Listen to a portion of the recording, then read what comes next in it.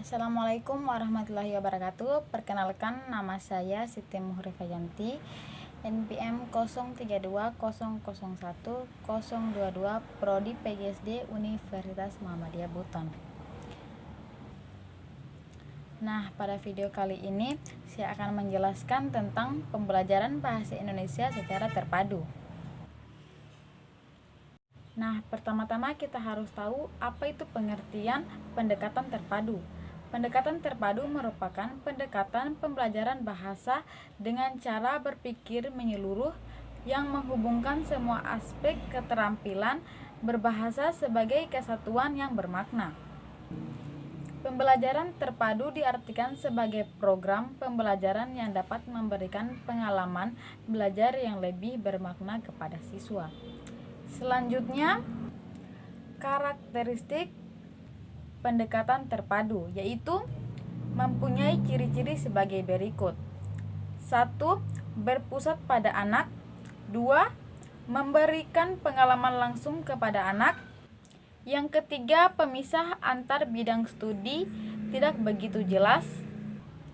Yang keempat, menyajikan konsep dari berbagai bidang studi dalam suatu proses pembelajaran. Yang kelima, bersifat luas atau fleksibel. Dan yang keenam adalah hasil pembelajaran dapat berkembang sesuai dengan minat dan kebutuhan anak. Lanjut di prinsip-prinsip pembelajaran bahasa Indonesia secara terpadu. 1. Guru hendaknya tidak bersikap otoriter atau menjadi single aktor yang mendominasi aktivitas dalam proses pembelajaran. Yang kedua, pemberian tanggung jawab individu dan kelompok harus jelas dalam setiap tugas, menuntut adanya kerjasama kelompok. Dan yang ketiga, guru perlu bersikap akomodatif terhadap ide-ide yang terkadang sama sekali tidak terpikirkan dalam perencanaan pembelajaran. Selanjutnya ada beberapa kelebihan dan kelemahan pembelajaran terpadu. Kelebihannya yaitu 1. Adanya kemungkinan pemahaman antar bidang studi. Yang kedua, memotivasi siswa dalam belajar dan memberikan perhatian pada berbagai bidang pelajaran yang penting dalam satu waktu, sehingga guru tidak perlu mengulangi materi yang tumpah tindih. Kekurangan pembelajaran terpadu adalah 1. Pendekatan terpadu menuntut diadakannya evaluasi tidak hanya produk tetapi juga pada proses. Yang kedua, evaluasi pembelajaran terpadu tidak hanya berorientasi pada dampak instruksional dari proses pembelajaran, tetapi juga pada proses dampak pengiring dan dari proses pembelajaran tersebut. Yang ketiga, penerapan pendekatan pembelajaran terpadu banyak menimbulkan masalah dan tugas guru menjadi semakin membengkak.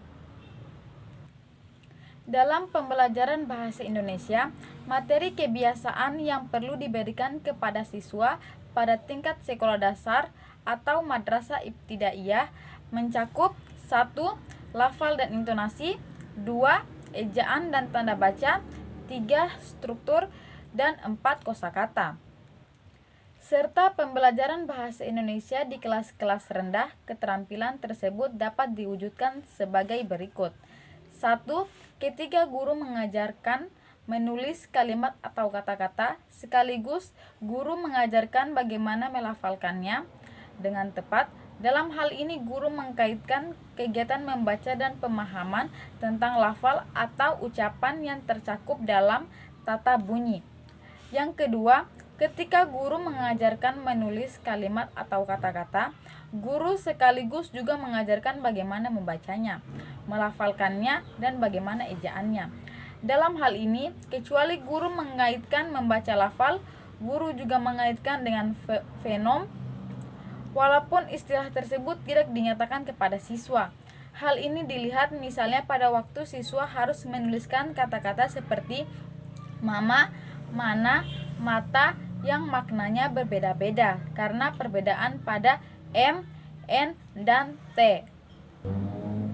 Yang keempat, pada waktu guru mengajarkan keterampilan berbicara sekaligus guru mengajarkan intonasi, lafal, dan menyimak, mungkin setelah itu salah satu siswa bercerita. Siswa yang lain diminta mengemukakan isi cerita itu secara singkat. Dengan demikian, pada waktu salah seorang siswa bercerita, ternyata benar-benar menyimak. Dan yang kelima, keterampilan menyimak dapat dipadukan dengan keterampilan berbicara maupun keterampilan menulis. Pada pembelajaran menyimak ini, dapat juga guru sengaja menggunakan atau menyelipkan kata-kata baru bagi siswa, sehingga menambah pembedarahan kata mereka. Jika demikian, berarti guru telah memadukan menyimak, berbicara, menulis, dan pembendaharaan kosakata siswa. Yang keenam, pada waktu guru mengajarkan kata-kata baru, guru harus selalu ingat bahwa kata-kata tersebut harus masuk dalam kalimat atau dalam bacaan. Jadi dalam hal ini, guru mengajarkan kata baru sekaligus mengajarkan bagaimana penggunaannya di dalam kalimat. Dalam hal ini ada pemaduan antara kosakata, keterampilan berbahasa, dan struktur. 7. Pemaduan dengan bidang-bidang studi lain seperti IPA, IPS, dan matematika dilakukan melalui penyajian tema dan materi berkaitan dengan bidang studi tersebut. Di kelas-kelas yang lebih tinggi, pembelajaran aspek-aspek keterampilan berbahasa diberikan secara terpadu. Misalnya, menyimak dan berbicara, membaca dan menyimak. Sekian materi dari saya, lebih dan kurangnya mohon dimaafkan. Wassalamualaikum warahmatullahi wabarakatuh.